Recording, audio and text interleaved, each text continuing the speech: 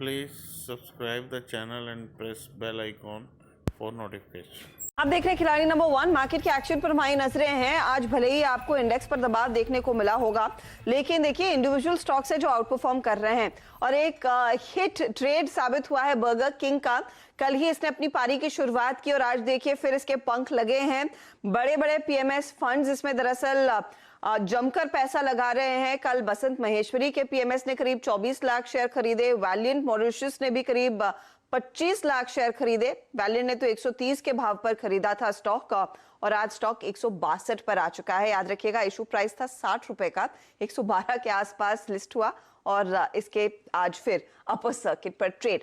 तो burger king से जुड़ी हुई एक और कंपनी अब मार्केट में आ रही है, आ चुकी है रादर, पैसे रेज करने के लिए। ये है Mrs Bector speciality food. Yatin हमारे साथ जुड़ गए हैं। यतिन, एंकर इन्वेस्टर्स की ओर से क्या रिस्पॉन्स, क्या हाईलाइट्स हैं और अगर किसी के हाथ बर्गर किंग नहीं लगा तो क्या मिसेस बेक्टर एक अच्छा ऑप्शन रहेगा? सप्लायर उन्हीं के हैं। बिल्कुल हर्षदा, और आपने सही कहा। अगर आप बेक्टर फूड्स की बात करें तो ये बर्गर के जो बन होते हैं वो मैकडॉनल्ड्स और बर्गर किंग जैसी फ्रेंचाइजीज को सप्लाई करते हैं। ऑब्वियसली वो एक छोटा हिस्सा है बिजनेस का। एक बड़ा हिस्सा जो कारोबार का है वो बिस्किट्स और बेकरीज, जिसके लिए मिसेस बेक्टर्स के क्रेमिका ब्रांड से बिकने वाले बिस्किट्स जाने जाते हैं।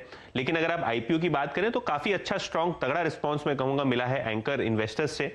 करीब 288 रुपये यानी 288 रुपीज़ पे एंकर इन्वेस्टर्स को अलॉटमेंट हुआ है और लगभग 540 का कुल इशू है, उसका 30% यानी कि लगभग 150 करोड़ रुपए के ऊपर का एंकर अलॉटमेंट येस्टरडे फिक्स हुआ है। आज आईपीओ खुला है, लेकिन अगर आप एंकर इन्वेस्टर्स की पेडिग्री देखें तो इसके अंदर इंश्योरेंस कंपनी से लेके दिग्गज एफआईआईज भी हैं। तो शुरू करते हैं एचडीएफसी लाइफ इंश्योरेंस के साथ और आदित्य बिरला इंश्योरेंस, बजाज एलियांस। ये वो इंश्योरेंस कंपनीज है जिन्होंने अपनी बोली लगाई थी एंकर बुक में और उनको अलॉटमेंट हुआ है। इसके अलावा एफआईआईज की बात करें तो गोल्डमैन सैक्स और नोमुरा जैसे दिग्गज नाम हमको दिखाई दे रहे हैं जिन्होंने एंकर बुक में पार्टिसिपेट किया है। और अगर आप डोमेस्टिक फंड्स की बात करें ओवरऑल बेसिस पे तो यहाँ Franklin India smaller companies fund, SBI debt hybrid fund, ये वो चुनिंदा इन्वेस्टर्स हैं जिन्होंने पैसे लगाए हैं। तो बहुत ही बढ़िया एंकर बुक का रिस्पांस और upper end of the price band पे ये सब्सक्रिप्शन आता हुआ दिखाई दे रहा है एंकर इन्वेस्टर्स के द्वारा। तो एंकर इन्वेस्टर्स की तरफ से देखिए रिस्पांस अच्छा है। आज से इशू खुल चुका है रिटेल निवेशकों के लिए भी, तो आपके लिए एक और मौका इस तरह की स्टोरी में पैसे लगाने का। शुक्रिया यतिन इस अपडेट के लिए। चलिए अब खिलाड़ी नंबर 1 का अपडेट भी आपकी स्क्रीन पर लेकर आते हैं। हमारे जानकारों ने दरअसल एक एक ट्रेड में ही एडिशन किया है, बाकी पोर्टफोलियो जस का तस रखा है। तो एक एक करके देखते हैं कौन कहां पहुंच रहा है इस समय खेल में। तो पहला पोर्टफोलियो लेकर आइएगा डायरेक्टर साहब स्क्रीन पर। देखिए तो यहाँ पर किस तरह का प्रदर्शन देखने को मिला है। स्वाति होतकर का पहला पोर्टफोलियो आपकी स्क्रीन पर आता हुआ। वी गार्ड 208 का टारगेट, स्टॉप लॉस 182 का। इंडिया सीमेंट इन्होंने बनाए रखा है 168 का टारगेट, स्टॉप लॉस 145 का।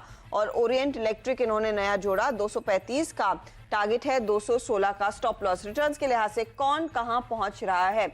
ओरिएंट इलेक्ट्रिक इनके लिए 1% से ज्यादा जोड़ता हुआ। इंडिया सीमेंट आज थोड़ा सा ड्रैग कर रहा है इस घंटे, लेकिन वी गार्ड करीब 1.81% तक के रिटर्न्स कमाता हुआ। तो वी गार्ड इस समय का टॉप ट्रेड है, कल से इसमें अच्छा परफॉर्मेंस देखने को मिला है। प्रदीप होचंदानी ने नया ट्रेड जोड़ा है ग्रीव्स कॉटन का, 102 रुपए टारगेट प्राइस, स्टॉप लॉस 84 का। एचईजी होल्ड कर रहे हैं 960 का टारगेट, 844 का स्टॉप लॉस। सुंदरम फास्टनर्स भी होल्ड कर रहे हैं 600 का टारगेट, 536 है। वीडियो में आगे बढ़ने से पहले डिस्क्रिप्शन बॉक्स में जो लिंक दिया गया है वहां पे क्लिक करके इंडिया के नंबर 1 ब्रोकरेज हाउस जीरोडा के साथ जुड़िए, जहां पे आपका ब्रोकरेज 0 लगेगा और अगर लगेगा तो वो भी सिर्फ 20 रुपये इंटरडे ट्रेडिंग के लिए। स्टॉप लॉस सुंदरम फास्टनर्स 1% जोड़ रहा है इनके लिए, लेकिन ग्रीव्स कॉटन में ऊपरी लेवल्स पर लोगों ने मुनाफा वसूली करना शुरू कर दी है और एचईजी भी हल्का सा आज दबाव में आ रहा है। अब आइए अजहर खान के पोर्टफोलियो पर। इन्होंने कावेरी सीड नया जोड़ा, 595 है टारगेट और स्टॉप लॉस है 515 का। एम्फेसिस को कैरी किया 1390 के टारगेट के लिए, बाई साइड का ट्रेड 1298 स्टॉप लॉस। और रैमको सीमेंट 890 का टारगेट है, ये कैरी करके आए हैं। रैमको आज थोड़ा सा लड़खड़ाया है, कावेरी सीड 0.5% जोड़ता हुआ 0.14% की कमाई। एम्फेसिस आज फ्रेश करके दे रहा है। तो रिटर्न्स के लिहाज से कौन कहां पहुंचा है वो भी आपकी स्क्रीन पर आएगा। अब ये देखिए स्वाति जो 0.7% के आसपास थी 1.3% के रिटर्न्स हो गए। प्रदीप ने अपनी सारी बढ़त गवा दी है, अब 0.22% के रिटर्न्स पर आ गए हैं और अजहर खान जो 1% से ज्यादा के रिटर्न्स कमा रहे थे 0.29% के रिटर्न्स पर आ चुके हैं। तो ये है हमारे जानकारों की अब तक की स्थिति। मार्केट के दबाव में इनके पोर्टफोलियो में भी हमने देखा है कुछ हल्का सा प्रेशर बना है। जो भी आगे अपडेट होगा वो आपके लिए लेकर आएंगे हम CNBC आवाज पर। और हाँ, 1 बजे तो जायजा लेंगे ही कि क्या हमारे जानकारों की ओर से यहाँ से आगे की स्ट्रैटेजी बनेगी। चलिए, वक्त हो रहा है एक ब्रेक का। ब्रेक में जाते जाते CNBC आवाज और नेशनल स्टॉक एक्सचेंज की खास मुहिम इन्फॉर्म्ड इन्वेस्टर आपके सामने फिर पेश करते हैं। मकसद हमारा यही है कि आप अपने निवेश के प्रति हमेशा जागरूक रहें। आज एक बार फिर हम आपको बता रहे हैं KYC से जुड़ी हुई बहुत ही अहम चीज। KYC का कॉलम कभी भी खाली नहीं छोड़ना है। KYC भरते वक्त खाली विकल्प अगर ब्लैंक छोड़ना चाहते हैं तो उसको क्रॉस कर दीजिए, NA लिख दीजिए, लेकिन खाली मत छोड़िए। KYC में खाली कॉलम छोड़ना ब्लैंक चेक इशू करने जैसा है। जागरूक रहिए, सुरक्षित रहिए।